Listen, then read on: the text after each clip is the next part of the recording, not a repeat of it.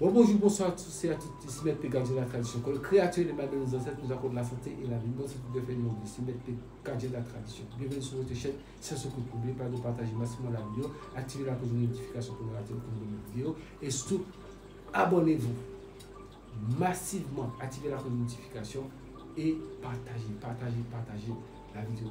Je salue aussi les dames qui sont là. Les dames, continuez à vous abonner massivement. Comme ici, c'est la chaîne Sciences Occultes, c'est la chaîne de l'enseignement. Messieurs, dames, bienvenue sur votre chaîne. Sciences Occultes, prenez votre petit cahier et écoutez. Qu'est-ce qui fait réussir un rituel? Oui, c'est important de savoir ça. Qu'est-ce qui fait réussir un rituel? Un rituel, c'est un facteur.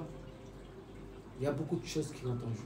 Vous faites un rituel. Si vous êtes purifié, vous êtes bien mis en condition pour être en condition spirituelle, c'est-à-dire que vous êtes bien préparé pour faire un rituel. Afin que ça puisse réussir, il faut que psychologiquement vous soyez dans les conditions. Ça, c'est déjà dit. Ensuite, il faut savoir une chose.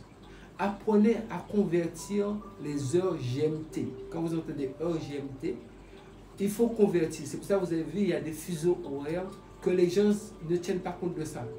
Si on vous dit de faire quelque chose à midi, il n'est pas midi partout en même temps. Donc convertir, c'est pour ça qu'on dit l'heure GMT, c'est l'heure, ce qu'on appelle l'heure universelle. Donc en fonction de votre pays, il peut être 10 heures et en heure GMT, il est midi. Donc dans votre pays, il est 10 heures. Donc vous faites ça à 10 heures qui est heure GMT, il est midi. C'est très important de ce que je vous dis. Voilà les secrets qui font que si vous faites un rituel, ça marche. Et si les gens ne connaissent pas ce genre de secret, eh bien, ça va, les gens vont se dire, mais pourquoi ça ne marche pas? Ben, ça ne pourra jamais marcher. Parce que si on vous donne des choses à faire à des heures bien spécifiques, eh bien, si vous le faites qui n'est pas à l'heure GMT, qui est l'heure universelle, ça ne pourra jamais marcher. Tenez compte de ça. Et n'oubliez jamais ce que je viens de vous dire.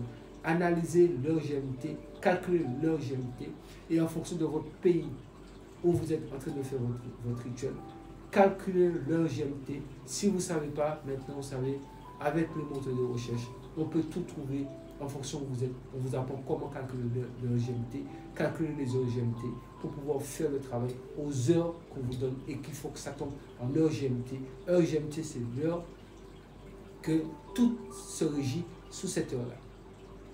Donc, l'horloge biologique humaine fonctionne sous une certaine heure GMT. C'est pour cette raison qu'il est interdit. Il y a des scientifiques qui me suivent. Interdit. Il y a un nombre de fois que vous ne pouvez pas faire le tour du monde. Sinon, votre cœur va s'arrêter. Ça, votre horloge biologique va être dérivée. Donc, tenez compte de ce que je vous dis. Parce que l'heure GMT, c'est pour ça que les avions tournent dans le même sens. Vous n'êtes pas posé la question que pourquoi il y a des pays qui sont proches, mais pourquoi l'avion doit faire tout le tour. Parce qu'il y a tout un système qui est en place. Il y a ce qu'on appelle les transits qui passent.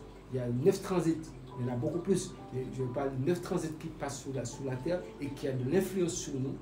Donc, l'heure GMT est fixée sous plein de détails. Ça, il faut voir le côté de l'astrologie pour comprendre un petit peu comment ça fonctionne. Et les heures GMT, les transits planétaires et autres, les thèmes astrales, ça nous aurons l'occasion d'aborder ces sujets-là. Mais tenez compte d'une chose, ça ne peut pas fonctionner si vous n'êtes pas en heure GMT. Sous ce, au nom du Créateur des mains de nos ancêtres, faisons tout pour rester en vie et foi.